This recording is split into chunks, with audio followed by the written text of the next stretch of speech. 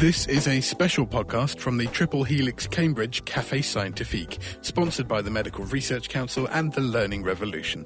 I'm Ben Valsler from thenakedscientists.com. Café Scientifique events are a great way to find out what's happening in science and to put your questions directly to the scientists involved.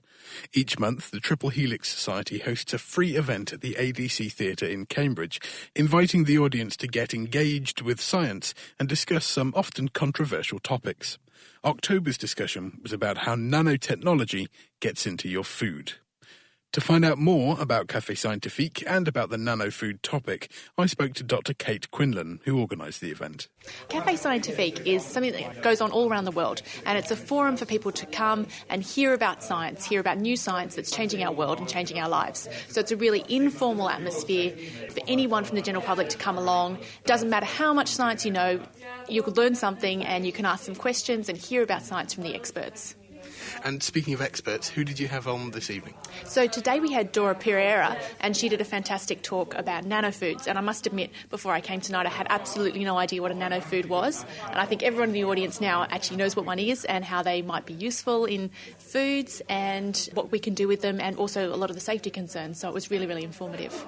And do you think it's important that the public do have an opportunity to talk face-to-face with scientific researchers like this? Absolutely. I think it's really, really important. It's very easy as a scientist to sit behind the bench and play with your test tubes and not even consider what this science means to the general public and what this actually means to the world in general. It's very easy to forget about that. And it's very difficult sometimes for the public to understand science because you can use a lot of jargon and you can explain it in a really complicated way. But if people take a step back and use simple standard words to explain it, not using complicated science jargon, it's really, really accessible to the general public if people just take a bit of time to think about how they present it. And I think it's really, really important to engage the public and explain what we're doing in our lab and how this might one day be a benefit to everybody.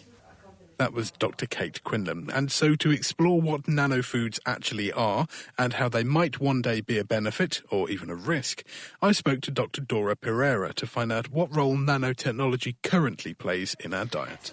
In the UK, it has still very little, but worldwide, it's mostly still in the food supplements, dietary supplements, in terms of vitamins, minerals.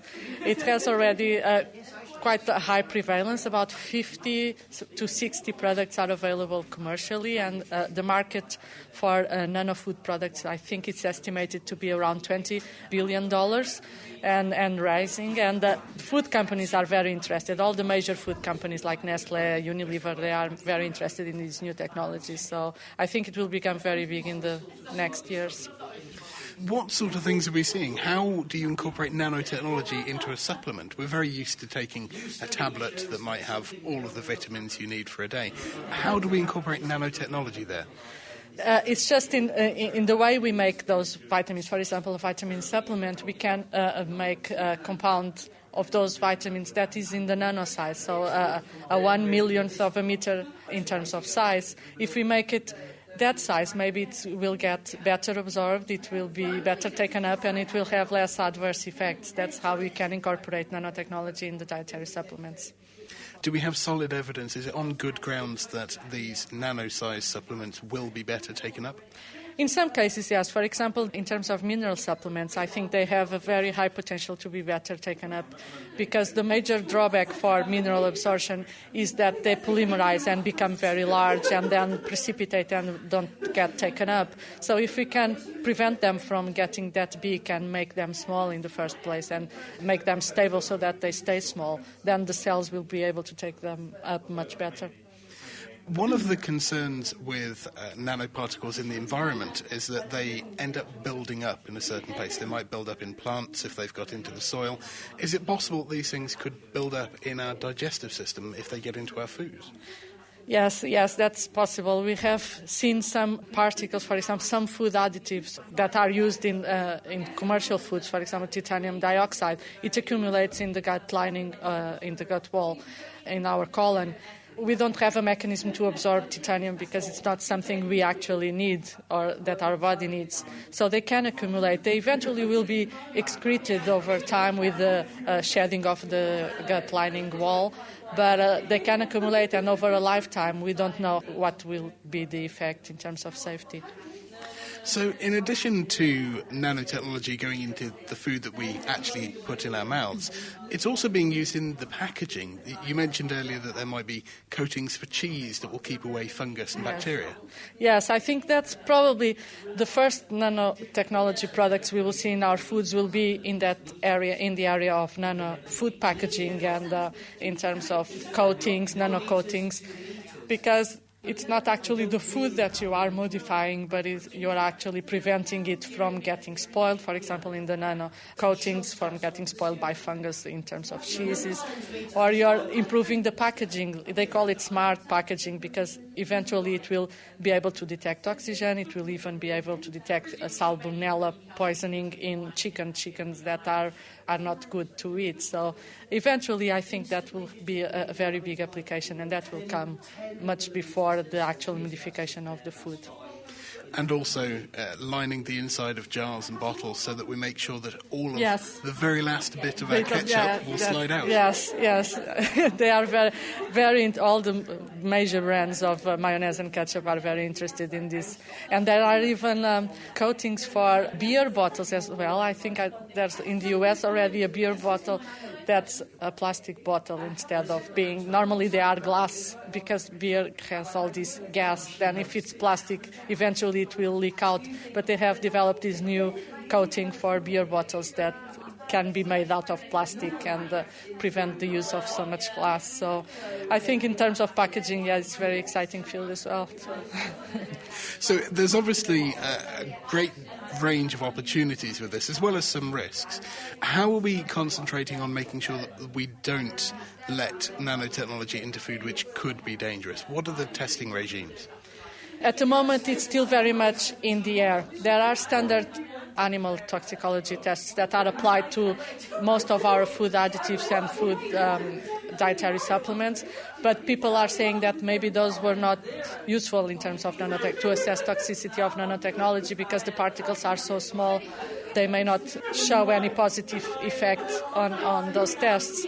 But it's still very much in the air. The scientific community cannot agree in which ones are the best tests, and there is a big consultation from government agencies, the Food Standards Agency, the EU, in terms of trying to get scientists funded to actually look at that and see which tests are the best to assess the toxicity of these particles.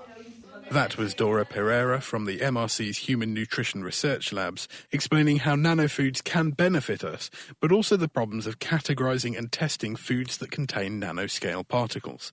This is the area where Café Scientifique really comes into its own, helping people to be aware of problems and potential issues before they arise, and allowing them to make informed decisions based on good science. But what about this audience? I found out why a few of the people had come along and if the evening had shaped their opinions on nanofoods. I've been to previous Café Scientifiques when they were in other places, and I saw it had started up again, and I wanted to see what it was like.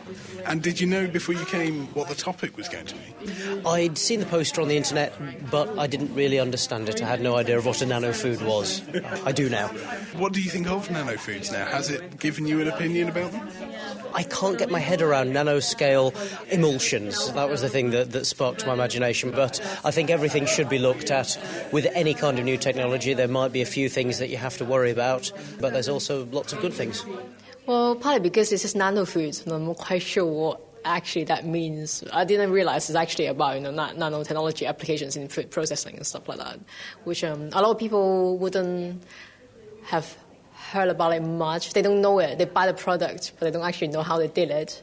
And last year, I read Scientific American, and on their website, they were talking about legislations, like starting to be concerned about the toxicity of the nano foods, so to speak, because it got really popular. Some people were very worried that they start doing all these things, and then roll out the product without proper testing. So the Americans have been worrying about this, way before the Europeans started. So that's why I came really just see what they're saying now. Finally, it become a topic here in Cambridge.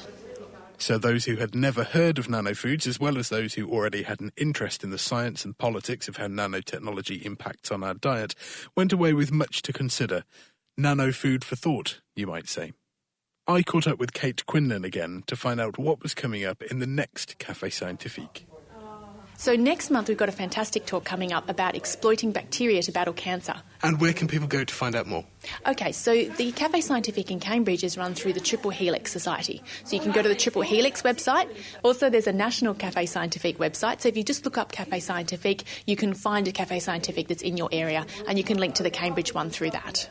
So come along to the ADC Theatre and join in to find out how scientists are exploiting bacteria to tackle tumours.